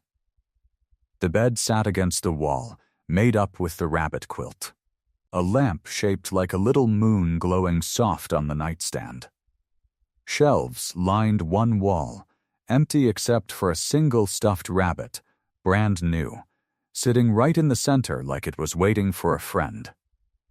A small desk sat under the window, and taped above it, crooked and uneven, was a piece of paper that read Sadie's room in 6 different handwritings, because every single one of them had wanted to write it. Suddy stood in the doorway for a long moment. She didn't move. She didn't speak. Mike watched her face, searching for something, anything, terrified he'd gotten it all wrong, that the yellow was too bright, or the rabbit was silly, or the room felt like a stranger's idea of what a little girl wanted, instead of what she actually needed. Then she stepped inside. She walked to the shelf first, picked up the new stuffed rabbit, held it next to her old ragged one like she was introducing them. She touched the quilt. She looked at the crooked sign above the desk, tracing the letters with one finger. "Is this mine?" she whispered. "All yours," Mike said. "Nobody touches it unless you say so. Not even me." Her chin trembled. And then, all at once, she turned and threw her arms around him, burying her face against his stomach, holding on so tight it almost hurt. "It's the safest room," she said, muffled against his shirt. "It's the safest room I ever had." Mike didn't trust his voice, so he just held her, one hand resting careful on the back of her head, the way you'd hold something you were afraid to break and afraid to ever let go of at the same time. That night, after a dinner of grilled cheese and the cookies Diesel left behind, Mike tucked her into the new bed, pulling the rabbit quilt up to her chin. She held both rabbits, old and new, against her chest. "Night, Suddy, night, Mike." He turned off the moon lamp and left the door cracked, the way she asked. He sat down in the hallway, back against the wall, and waited, listening. No crying. No whimpering. No small voice calling out from nightmares. Just quiet, steady breathing. Mike sat there a long while, longer than he needed to, feeling something settle deep in his chest that he hadn't felt in years. Something that felt an awful lot like purpose. The clubhouse parking lot had never looked like this. Streamers of purple and pink crepe paper hung from the gutters, taped up by hands more used to gripping wrenches than scissors. Someone, probably Diesel, had strung a banner across the front of the building that read "Happy Birthday Sadie" in big block letters, the paint still a little wet in places where he'd rushed. A bounce house sat inflated in the middle of the lot, bright and ridiculous next to the row of parked Harleys, and every few minutes it let out a hiss like it was breathing. Suddy stood in the doorway of the clubhouse in a yellow sundress Whistler's wife had picked out, staring at all of it like she couldn't quite believe it was real. "You gonna stand there all day," Preacher said, crouching down so he was eye level with her, "or you gonna go jump in that thing before Tank does and pops it?" Tank, who was built like a refrigerator with a beard, put his hands on his hips in mock offense. "I would never." Sadie laughed, a real laugh, bright and sudden, and took off toward the bounce house, her bare feet slapping against the pavement. Mike stood back by the picnic table Diesel had dragged out, watching her go, and felt something warm spread through his chest. 9 men who most people crossed the street to avoid were standing in a parking lot covered in balloons, and every single one of them had shown up. Boone had brought a cake he'd ordered from the bakery downtown, chocolate with pink frosting, because Sadie had mentioned once, just once, that chocolate was her favorite.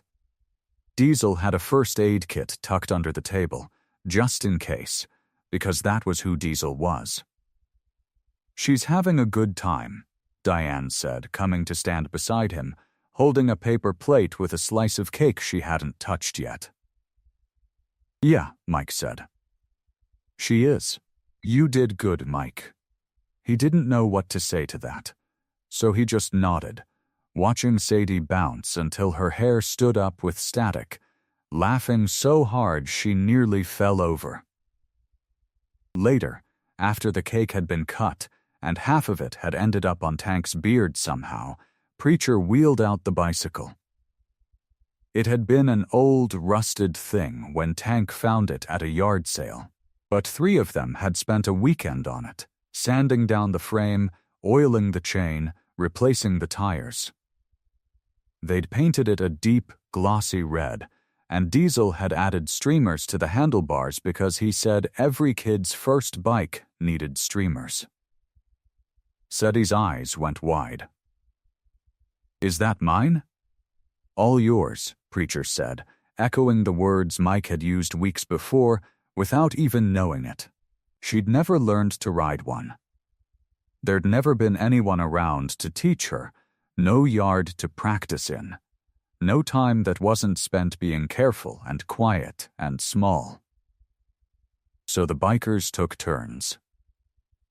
Tank held the back of the seat first, jogging alongside her with his big hand steady, murmuring encouragement in a voice too gentle for a man his size. She wobbled, nearly went down, and he caught her every time. Then it was Boone's turn, then Diesel's, each of them taking a lap around the lot with her, patient as anything, laughing when she laughed, cheering when she managed 3 whole seconds without help. Finally, Mike took a turn. He jogged beside her, his hand hovering just behind the seat, not quite touching. "I got you," he said. "Just pedal." She pedaled. And for one long, glorious stretch of pavement, she didn't wobble at all. Mike let go without telling her, and she rode straight and true for nearly 10 feet before she realized it and shrieked with delighted panic, wobbling to a stop with her feet slapping down on either side. "I did it. Did you see? I did it." "I saw," Mike said. And his voice cracked just slightly on the words. The party wound down as the sky went orange, then purple, then dark. The bounce house was deflated and folded away. The bikes lined back up along the fence. Sadie, worn out from bouncing and pedaling and laughing more than she probably had in her whole life, climbed into the sidecar of Mike's motorcycle, clutching a paper plate with the last piece of cake wrapped in a napkin. They rode home slow, the night air cool against Mike's face, the town lights sliding past in streaks of gold. Somewhere around the second turn, Suddy's head tipped sideways onto his shoulder, her breathing slow and even, the cake forgotten in her lap. Mike glanced down at her, then back at the road, and felt something settle inside him, solid and warm, a feeling he hadn't let himself have in a long, long time. For the first time in years, life felt whole. The phone rang while Mike was in the garage, elbow deep in the guts of a carburetor that belonged to Preacher's old shovelhead. He wiped his hands on a rag before he answered, the way his mother had taught him decades ago. And something about the caller ID made his stomach tighten before he even said hello. Mike. Diane's voice was careful, the kind of careful she used when she had bad news to deliver. I need you to sit down. I'm standing in a garage. Close enough. Danny Whitfield filed papers this morning. He's petitioning for custody of Sadie. The wrench in Mike's other hand hit the concrete floor with a clatter that echoed off the walls. For a second, he couldn't say anything at all. The garage, which had felt warm a moment ago, suddenly felt cold, like someone had left a door open somewhere and let the winter in. He's her father, Diane went on, her words coming quick now, like she wanted to get through the hard part fast. Biologically, legally, that still counts for a lot, Mike, even with his history. He must have heard about the estate. The house, the land, it's worth more than anyone realized once the Historical Society got involved. Someone's been talking. He doesn't want her. Mike's voice came out low, rough, almost a growl. He wants the money. I think you're probably right, but right doesn't always win in family court. Not on its own. Mike stood there in the garage, phone pressed hard against his ear, staring at the wrench on the floor like it might tell him what to do. Somewhere in the house behind him, he could hear Suddy's cartoons playing, tinny and cheerful through the thin walls, completely unaware that her whole world had just tilted sideways again. What happens now? He asked. There'll be a hearing. Probably several. In the meantime, the judge is likely to order supervised visitation between Sadie and Danny, just to establish the record. I know that's not what you want to hear. She's terrified of him, Diane. She hid in a wall for weeks because of what he did to that family. You really think a judge is going to hand her over to sit in a room with him? I think the law doesn't always care what a kid is scared of, unless somebody proves why. Diane's voice softened. That's what we're going to have to do. Prove why. I'm on your side here, Mike, but I need you to understand what we're up against. After he hung up, Mike stood in the garage a long time, staring at nothing, the cold settling deeper into his chest. Then he went inside, kissed the top of Sadie's head while she watched cartoons, told her he had to run an errand, and left before his face could give anything away. His attorney, a sharp, tired-looking woman named Carol Voss, who'd handled 2 of Preacher's business disputes and 1 messy divorce for Tank, agreed to see him that evening at her office. After hours, the lights of the building mostly dark, except for the 1 window on the 2nd floor.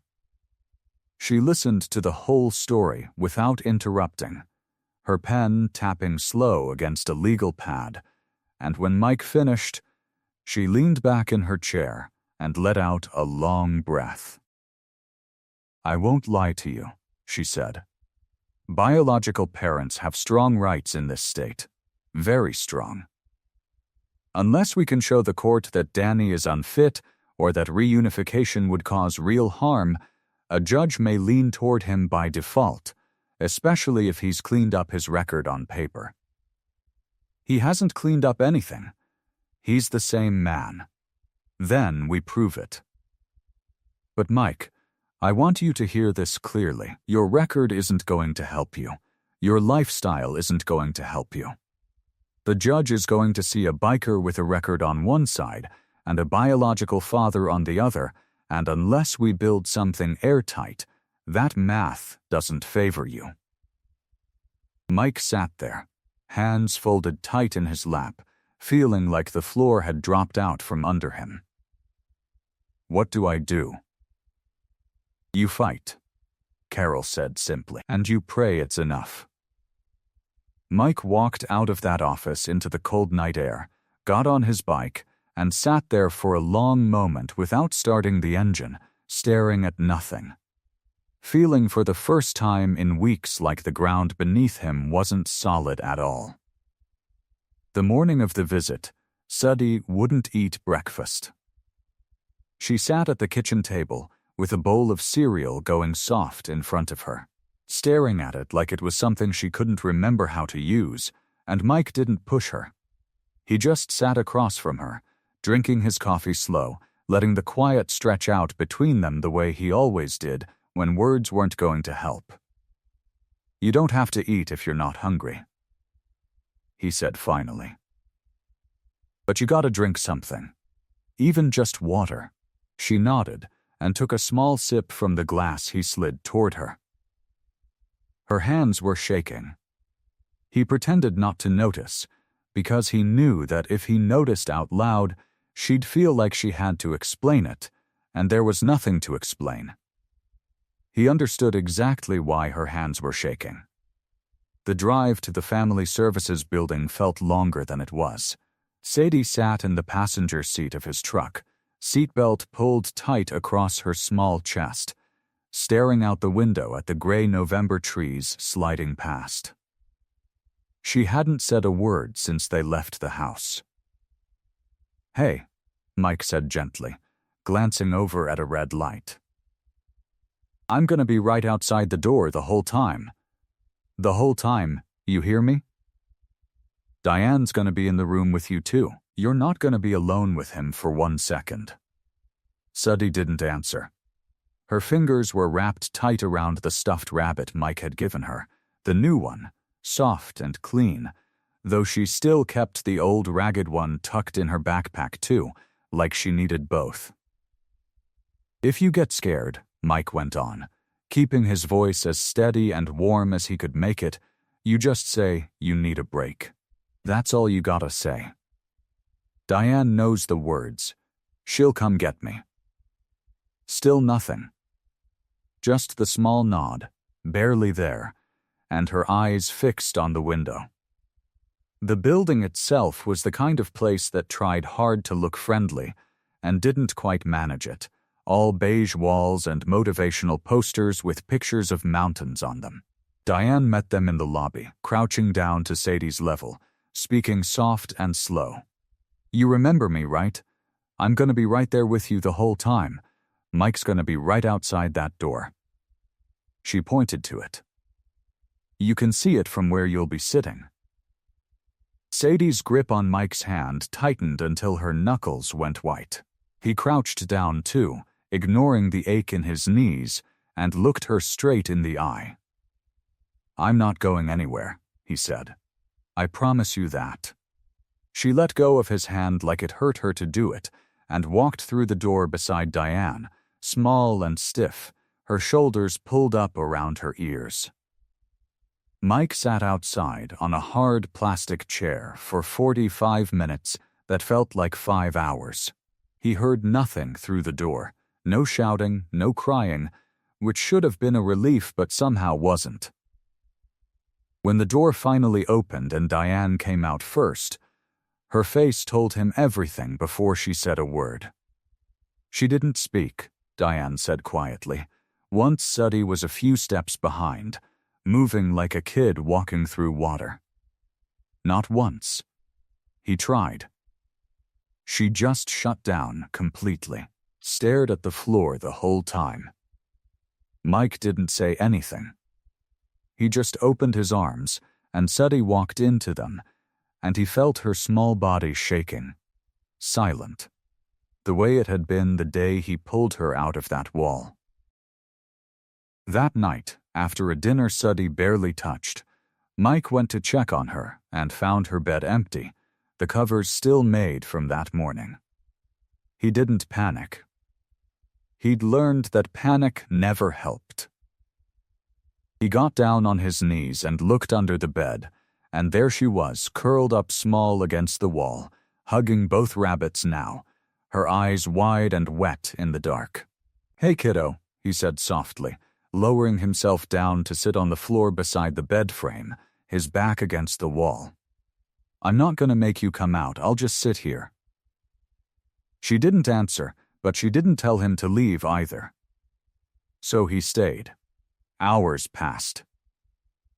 He talked to her sometimes, quiet and low, about nothing important, the weather, Preacher's motorcycle, anything to fill the silence without asking anything of her. Somewhere close to midnight, her hand crept out from under the bed skirt and found his fingers in the dark, and he held it gently. "I won't let anyone take you away," he whispered. "I promise you that." He meant every word of it. But sitting there on the cold floor, holding the small hand of a little girl who had already lost so much, Mike Torres wasn't sure, not for one single second, that it was a promise he had any real power to keep. The clubhouse smelled like coffee and motor oil, the same way it always did, but that night it felt different to Mike. Heavier. He stood at the head of the long wooden table where the brothers gathered for church, and for the first time in years, he didn't know how to start talking. "I need help," he said finally. "Not the kind where you show up and stand behind me looking mean. I need somebody to find out what Danny's really up to. Because I don't buy it. A guy walks away from his kid for 6 years and then shows up wanting custody the second there's a house and land involved? That ain't a father having a change of heart. That's a man smelling money." Preacher leaned back in his chair, arms crossed over his chest, studying Mike with the same steady look he'd worn since the day they'd patched in together 20 years ago. "You want us digging into a custody case, Mike? That's not exactly our usual territory. I know that. But," Preacher said, and a small smile cracked through the gray of his beard, "I know a guy who tends bar over at the Rusty Anchor. Danny's been drinking there most nights since he came back to town. Guy owes me a favor from a long time back. I'll make a call." Diesel, sitting across the table with his arms the size of tree trunks folded in front of him, spoke up too. "I got a cousin who does title work at the county office. Might be worth checking if anybody's already sniffing around about that property. Liens, appraisals, that kind of thing. People don't ask about property value unless they're already thinking about selling it." Mike felt something loosen in his chest, just slightly. "You do that?" Diesel gave him a look like the question itself was ridiculous. "Kid's part of this family now, Mike. That's not a favor. That's just what family does." It took 3 days. Preacher showed up at Mike's place on a Thursday evening, letting himself in the way he always did, without knocking, and dropped into the chair across from Mike at the kitchen table like he'd done it 1,000 times before. Suddy was in her room, door cracked, the sound of a cartoon playing low. "Talk to me," Mike said. "My guy at the Rusty Anchor," Preacher said, keeping his voice low. He heard Danny running his mouth 2 nights in a row. Same story both times, like he's already rehearsing it in his head. Told some woman he was trying to impress that once the custody thing goes through, he's putting the Whitfield house on the market. Said something about the land alone being worth more than he's made in the last 5 years combined. Called it, and I quote, "finally catching a break." Mike's jaw tightened. He said that? About his own kid? Didn't mention Sadie once, from what my guy said. Not her name, not how she's doing, nothing. Just the property. The money. Preacher pushed a folded piece of paper across the table, notes scratched out in his rough handwriting. It ain't a signed confession, Mike, but it's something. Mike stared at the paper like it might catch fire if he looked away. The next morning, he drove straight to his attorney's office downtown, a small building squeezed between a dry cleaner and a shuttered bookstore. Marissa Chen was a sharp, no-nonsense woman in her 50s who'd taken his case pro bono after Diane put in a word for him, and she listened without interrupting as Mike laid out everything Preacher had found. When he finished, she leaned back in her chair, tapping her pen against a legal pad. "This is useful," she said. "It supports the theory we've already been building, that Danny's motivation here isn't Sadie's well-being. But Mike, I need to be straight with you.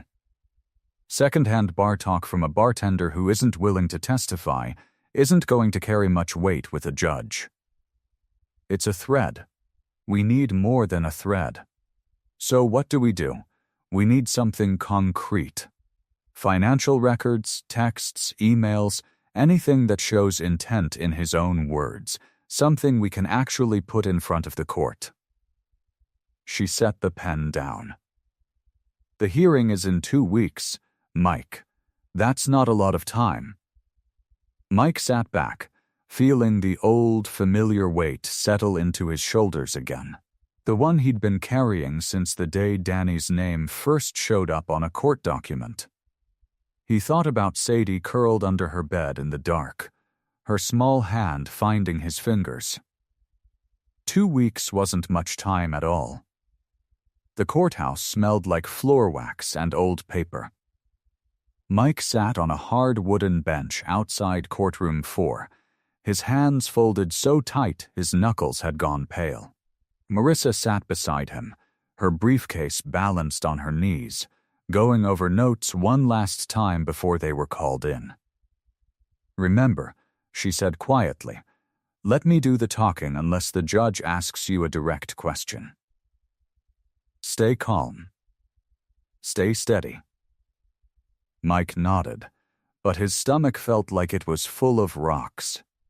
When they finally stood before Judge Holloway, a thin woman with silver hair pulled back tight and reading glasses perched low on her nose, Mike tried to read her face. He couldn't.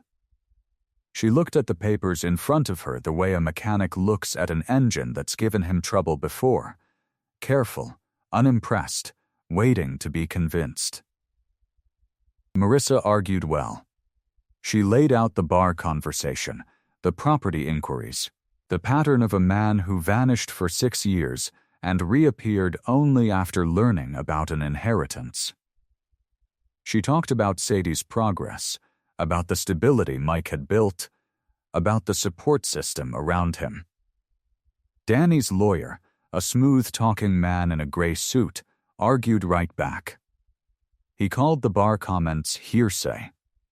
He reminded the judge that Danny was Sadie's biological father, that he had turned his life around, that blood mattered.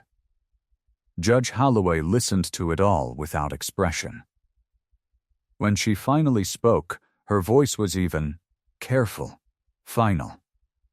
"The hearing will proceed as scheduled. 3 days from today," she said. "I understand the urgency both sides feel, but I will not delay this further based on second-hand accounts and speculation." She looked over her glasses, directly at Mike now. "Mr. Torres, I want to be clear. I do not doubt your intentions. But this court has a responsibility to consider what constitutes a stable, conventional environment for an 8-year-old child. A motorcycle clubhouse, regardless of the affection involved, raises legitimate questions I cannot ignore. The words hit Mike like a fist to the chest. He kept his face still, the way he'd learned to do decades ago, when men twice his size tried to rattle him. But inside, something cracked. Marissa touched his arm as they walked out, said something about how judges always sounded harsher than they meant to, about how this wasn't over. Mike barely heard her. He walked out of the courthouse into the gray afternoon light, got on his bike, and rode. He didn't go home. He went to the clubhouse. The building was quiet that evening, most of the brothers gone, just the hum of the old refrigerator in the kitchen and the creak of the ceiling fan overhead.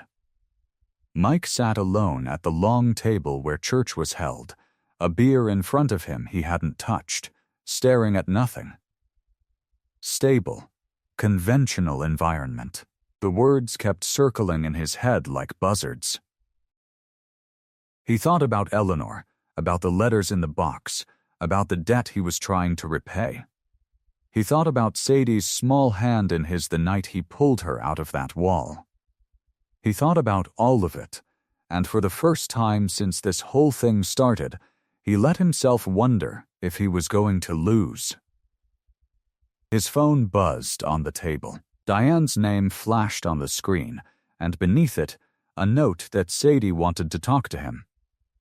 He picked up, and Diane's voice was gentle. She had a rough evening. Kept asking about you, about the hearing. I told her I'd let her call. Then Sadie's voice came through, small and careful, the way it always was when something big was sitting on her chest. Mike? Hey, kiddo. He tried to keep his voice light, but it cracked anyway. You sound sad, she said. He closed his eyes. Even now, even scared out of her mind, she was the one comforting him. I'm okay, Suddy. Just a long day. There was a pause on the line, quiet enough that he could hear her breathing. Mike, she said finally, her voice steadier than he'd ever heard it. I want to talk to the judge. I want to tell him why I hid in the wall. I want to tell him about my dad, and about how scared I was, and how you're the only one who ever made me feel safe. Mike sat frozen, the phone pressed hard against his ear, his heart pounding.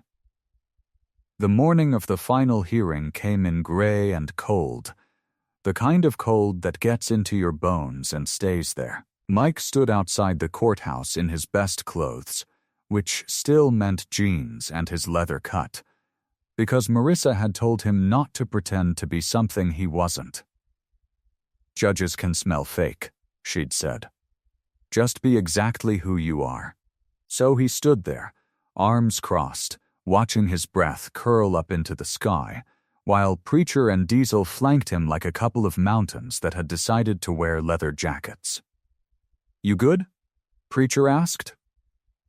No, Mike said honestly. Diesel put a hand on his shoulder, heavy and warm. She's tougher than she looks, Mike. That kid survived weeks alone in a wall. She can survive 15 minutes with a judge. Mike wanted to believe that. He wanted to believe a lot of things right then. Diane arrived with Suddy a few minutes later, and the sight of her nearly broke something loose in Mike's chest. Suddy had worn her favorite dress, the yellow one with little flowers, and she'd tucked her stuffed rabbit into her backpack so she could hold it if she needed to. Her hair was brushed neat. Someone, probably Diane, had helped her braid it. She looked so small against the big marble hallway. Hey, kiddo, Mike said, crouching down to her level the way he always did. Hi, Mike. Her voice was quiet, but steady. Steadier than he expected. You don't have to do this, he said, even though every part of him wanted her to. You know that, right? Nobody's making you. Sadie shook her head. I want to. I want to tell him the truth. Diane knelt beside her too. Judge Holloway just wants to hear your side, sweetheart. It's not scary. It's just you and her, talking. I'll be right there the whole time." Sadie nodded, clutching Diane's hand. Marissa came out of the courtroom then, papers under her arm. "They're ready for her," she said gently. Mike's stomach twisted into a knot so tight it hurt. He watched as Diane led Sadie toward the heavy wooden door marked Judge's Chambers, and just before she disappeared through it, Sadie turned back and looked at him. "I'll tell her about the wall," she said. "And about you." Then the door closed, and Mike was left standing in the hallway, with his heart slamming against his ribs like it was trying to escape. The wait was the worst part. Mike paced. He sat down. He stood back up. Preacher and Diesel took turns trying to distract him with small talk about the weather, about a new bike Diesel was fixing up, about anything that wasn't happening behind that door. None of it worked. Mike's eyes kept drifting back to the chambers, watching for any sign, any sound. Minutes stretched into what felt like hours, though the clock on the wall insisted it had only been 20. He thought about Eleanor. He thought about the letters. He thought about a scared little girl hiding in a crawl space for weeks, rationing food, staying quiet, staying alive. He thought about all the ways the world had already failed her before he ever picked up a sledgehammer in that basement. "Please," he thought, not even sure who he was praying to. "Please let this be enough." Finally, the door opened. Diane came out first, her face unreadable in the careful, professional way social workers learned to master. Behind her came Sadie, small and pale, her rabbit clutched tight against her chest. For one terrible second, Mike couldn't read anything in her face either. He held his breath. Then Sadie's eyes found his across the hallway, and something in her expression broke open. Relief and exhaustion, and something that looked almost like hope. She let go of Diane's hand and ran. She crossed the marble floor in a blur of yellow fabric, and Mike dropped to his knees just in time to catch her, wrapping his arms around her small, shaking body as she buried her face in his shoulder. "I told her everything," Sadie whispered against his neck. "About the wall and my dad and how scared I was. I told her you're the only one who ever made me feel safe." Mike squeezed his eyes shut, his throat too tight to speak. He held her tighter, one hand cradling the back of her head, feeling her heartbeat racing against his chest. Behind them, Preacher and Diesel stood silent, and even Marissa had gone quiet, watching. Nobody knew yet what the judge would decide. But for a moment, none of that mattered. Only the small girl in his arms, and the fact that she had chosen, with everything she had, to fight for him. The courtroom smelled like old wood and coffee gone cold. Mike sat at the long table beside Marissa, his big hands folded in his lap like he was trying to keep them from shaking. Sadie sat next to him, close enough that her shoulder pressed against his arm, and under the table, out of sight, he held her small hand in his. She hadn't let go since they walked back in. Judge Holloway sat up on her bench, reading, glasses low on her nose, papers spread out in front of her. She was an older woman with silver hair pulled back tight and eyes that missed nothing. She had listened to everything. Now it was time for her to speak. "I've reviewed the case file thoroughly," she began, her voice calm but firm, the kind of voice that filled a room without needing to get louder. "I've read the financial records submitted by Miss Reyes regarding Mr. Whitfield's recent communications about the Whitfield property." Across the room, Danny sat stiffly in his cheap suit, jaw tight. His lawyer whispered something to him, but Danny didn't look at her. He stared straight ahead, like if he didn't move, none of this was really happening. Those records, the judge continued, include text messages in which Mr. Whitfield discusses selling the inherited land within weeks of gaining custody. They also include a documented history of domestic incidents and a period of over 3 years during which Mr. Whitfield had no contact with his daughter whatsoever. Danny's lawyer opened her mouth like she wanted to object, but there was nothing to object to. It was all just true. The judge turned a page. I also have here a petition signed by 42 members of the community, including small business owners, medical professionals, and members of Mr. Torres's motorcycle club, attesting to his character, his stability, and his commitment to Suddy's well-being. Mike felt Suddy's fingers tighten around his under the table. He squeezed back. But most importantly, Judge Holloway said, taking off her glasses now, looking directly at Sadie, I spoke with Sadie myself this morning, and what she told me made this decision very simple. The room went quiet. Even the ceiling fan overhead seemed to slow down. Suddy described in detail the fear she lived with before her grandmother's passing, the reason she hid herself away rather than risk being found by the wrong person, and the moment Mr. Torres found her and chose kindness instead of walking away.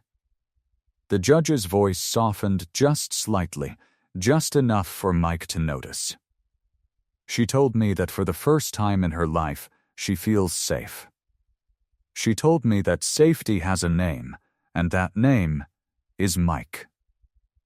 Mike's eyes burned. He blinked hard, trying to hold it together. But it was getting harder by the second. Given the clear and documented bond between Sadie and Mr. Torres, the judge continued, given the serious concerns regarding Mr. Whitfield's motivations and his documented history of instability, and given the overwhelming support demonstrated for Mr. Torres as a stable and loving guardian, this court grants full and permanent guardianship of Sadie Whitfield to Michael Torres, effective immediately. For 1 second, nobody moved. It was like the words needed a moment to land, to become real. Then Suddy let out a sound, half laugh, half sob, and threw herself out of her chair and into Mike's arms. He caught her the way he always did, easy and sure, lifting her clean off the ground as he stood, and the courtroom, quiet and formal just a heartbeat ago, broke into something warm and loud and alive. Preacher let out a whoop from the back row before catching himself and clapping a hand over his own mouth, grinning wide. Diesel wasn't even trying to hide the tears running down into his beard. Diane pressed her fingers to her lips, blinking fast, and Marissa put a hand on Mike's shoulder, squeezing once, hard, before letting go. Told you, Suddy whispered into his neck, laughing and crying at the same time. Told you I'd tell her about you. Mike held her tight, his own tears finally spilling over, soaking into her hair. You did good, kiddo, he managed, his voice cracking wide open. You did so good. The judge, watching over the top of her glasses, allowed herself the smallest of smiles before gently tapping her gavel, letting the room have its moment a little longer than usual. The gravel driveway crunched under Mike's boots as he cut the engine on his bike. Sadie was already climbing off the back, pulling her helmet off, her hair a wild tangle of curls catching the afternoon sun. Then she saw the house, and she went still. Mike, she whispered. Mike, look, the old Victorian stood tall and proud against the blue sky, nothing like the sagging gray shell it had been months ago. Fresh white paint covered the wood siding. The porch, once rotted through, had new boards painted a soft blue, the same color as the shutters framing every window. Someone had planted flowers along the front walk, yellow and purple ones, bright as a smile. The old crooked steps were gone, replaced by sturdy ones with a handrail shaped like a curling vine. Is this really it?" Sadie asked, her voice small. Mike knelt down beside her, one knee cracking the way it always did now. "It's really it, kiddo. Preacher and the boys have been out here every weekend for 2 months. Diesel did the wiring. Tank did all the plumbing. Everybody had a hand in this." Sadie's eyes filled up fast. "For me, for you, and for your grandma. We wanted to fix it right. The way she would have wanted it." She reached for his hand, and together they walked up the new steps, across the porch, to the bright red front door. Mike pushed it open, and the smell hit them both at once, fresh paint and clean wood. But underneath it, something else, something that felt like home. The front room had been rebuilt from the studs up, but the old fireplace was still there, cleaned and restored, its mantel polished until it shone. A worn photograph sat on top of it, one Diane had found in Eleanor's old things. Eleanor, younger, laughing, holding a baby that had to be Suddy. Suddy walked to it slowly, touching the frame with one finger. She kept this? She kept everything that mattered, Mike said quietly. They moved through the house together, room by room. The kitchen was bright and new, but the old wooden table, the one Eleanor must have sat at 1,000 times, had been sanded down and refinished, sitting right where it always had. The staircase creaked in the same familiar spot, and Sadie laughed when she found it, jumping on the step twice just to hear it groan. "Some things you keep," Mike told her. Smiling, at the top of the stairs, down the hall, was a door with a small wooden sign hanging from it. Suddy's name, carved in careful letters, painted gold. She pushed it open. The room was perfect. Soft yellow walls, a white bed with a quilt covered in stars, a bookshelf already half full, and a window seat looking out over the front yard, cushioned and ready for reading. On the dresser sat the new stuffed rabbit Mike had given her all those months ago, placed right next to a small, faded, careworn one. Her grandmother's. Sadie stood in the middle of the room, turning slowly, taking it all in. Her chin trembled. "You okay?" Mike asked, his voice gentle. She turned to look at him, and something in her face had settled, like a puzzle piece finally fitting into place.